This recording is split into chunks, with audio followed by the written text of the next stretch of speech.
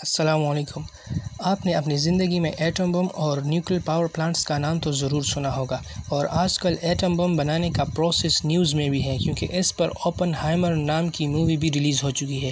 چلیے آج میں آپ کو ایک الگ طریقے سے ایٹم بم بنانے کی سٹوری سناتا ہوں جس سے آپ کی نالج میں ضرور اضافہ ہوگا۔ انسان سوچتا تھا کہ میٹر ایک الٹیمیٹ انڈیویزیبل پارٹیکل سے مل کر بنی ہے جس کو انہوں نے ایٹم کا نام دیا، مگر 1900s کے سائنٹیفک ریولیوشن کے بعد ہمیں معلوم ہوا کہ ایٹم ڈویزیبل ہے، اور یہ کہ ایٹم نہ صرف ڈویزیبل ہے بلکہ ایٹم رینڈملی ڈیکے ہو کے انرجی ریلیز کرتا ہے۔ ہم ارتھ کے اندر موجود آرگینک فوسلز کو فیول کے لیے استعمال کرتے ہیں، لیکن کچھ سائنٹسٹ نے سوچا کہ کیوں نہ نیوکلیئر انرجی کو فوسل فیولز کے ختم ہونے کے بعد انرجی کے لیے یوز کیا جائے۔ ہنری بیکریل 1894 میں یورینیم اور کو اسٹڈی کر رہے تھے۔ یورینیم اور فاسفورینس کے لیے مشہور تھا کیونکہ وہ سن لائٹ کی انرجی کو ابزارب کر کے اسے دوسرے اسپیکٹرم میں ریلیز کرتا تھا۔ انہوں نے یورینیم اور کو فوٹوگرافک فلم میں لپیٹ کے سن لائٹ میں ایکسپوز کیا۔ یورینیم نے فلم پہ ریز ایمٹ کی اور یہ ایکسپیکٹیشن کے عین مطابق تھا۔ انہی ایکسپیریمنٹس کے دوران ایک دن بیکریل ایکسپیریمنٹ کے لیے باہر آیا تو پیرس کا موسم خراب تھا۔ بیکریل نے اسی طرح یورینیم کو فلم میں لپیٹ کر دراز میں رکھ دیا اور کچھ دن اسے ویسے ہی رہنے دیا۔ کچھ دن بعد جب بیکریل نے یورینیم اور کو نکالا تو دیکھا کہ فلم پر ریز موجود تھی۔ لیکن کیسے ریز ایک راک سے نکل سکتی ہے؟ اس کا مطلب ہے کہ یورینیم کے اندر سے ریز نکل رہی ہیں، جبکہ اس کو سورج نے ابھی ایکسائٹ نہیں کیا، جو کہ law of conservation of energy کی کمپلیٹلی وائلیشن ہے، کیونکہ انرجی کو نہ تو کریٹ کیا جا سکتا ہے اور نہ ڈسٹروائے، اس کو جسٹ ایک فارم سے دوسرے فارم میں کنورٹ کیا جا سکتا ہے۔ تو پھر کیسے ایک راک کے اندر سے انرجی ریلیز ہو رہی ہے؟ اس راز سے آئنسٹائن کے فیمس ایکویشن E=mc² نے پردہ اٹھایا۔ رادرفورڈ نے کہا کہ anyone who expects a source of power from the transformation of these atoms is talking moonshine۔ میلیکن نے کہا there is no likelihood that man can ever tap the power of atom۔ The glib supposition of utilizing energy of atom when our coal is run out is completely unscientific and a utopian dream۔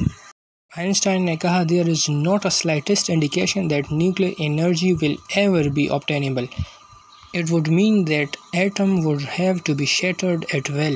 مطلب یہ سب ایک خیالی پلاؤ ہے۔ لیکن ان تمام renowned scientist کی opinion کا ایک بیک گراؤنڈ ریزن بھی تھا۔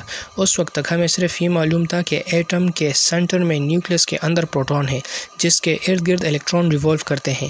اب اگر ریڈیو ایکٹیویٹی کاز کرنی بھی ہے تو پروٹون کو نیوکلیس پر بمبارڈ کرنا ہوگا، مگر like charges always repel each other. لیکن پھر بھی اگر آپ بضد ہیں اور کسی بھی طریقے سے پروٹون کو نیوکلیس میں سٹک کرنے میں کامیاب ہو جائے اور ریڈیو ایکٹیویٹی کاز ہو بھی جائے تو کچھ زیادہ فائدہ نہیں ہوگا۔ یہ آپ کو اتنی انرجی پرووائڈ کر دے گا جس سے آپ ریت کے ایک ذرے کو بھی نہیں اٹھا سکتے۔ یہی وجہ تھی کہ مشہور اور قابل سائنٹسٹ کہتے تھے کہ نیوکلیئر انرجی حاصل کرنا محض ایک خیالی پلاؤ ہے۔ نیوٹرون کو جیمز چیڈوک نے ڈسکور کیا جس کا کوئی چارج نہیں ہے، مطلب یہ بنا کسی ڈیفلیکشن کے نیوکلیس کے اندر جا سکتا ہے۔ اب ہمیں ضرورت تھی کچھ ایسے ایلیمنٹس کی جو ایک نیوٹرون کے بدلے میں 2 نیوٹرون کو ریلیز کرے تاکہ ایک چین ریئیکشن شروع ہو جائے۔ And scientist found uranium 235۔ Uranium neutron کے بمبارڈمنٹ کے بعد 2 نیوٹرون ریلیز کرتا ہے اور کچھ انرجی۔ یہ پروسیس کنٹینیو ہوتا رہتا ہے until it is in atomic bomb, اور اس پروسیس کے درمیان tremendous amount of heat energy release ہو جاتی ہے۔ لیکن تمام سائنٹسٹ اس کو ایک وار ویپن کے لیے نہیں بنانا چاہتے، حالانکہ اس کا مین بنانے کا مقصد ورلڈ وار 2 میں یوز کرنا تھا۔ کچھ سائنٹسٹ اس کو ایز اے فیول یوز کرنا چاہتے تھے کیونکہ وہ جانتے تھے کہ ارتھ کے آرگینک فیولز لمیٹڈ ہیں اور ایک نہ ایک دن یہ ختم ہو جائیں گے۔ بہت زیادہ ریسرچ کے بعد انہوں نے کنٹرول اسٹیڈی چین ریئیکشن کا طریقہ جانا، جس پروسیس کے اوپر آج کل کے نیوکلیئر پاور پلانٹس بیس کرتے ہیں۔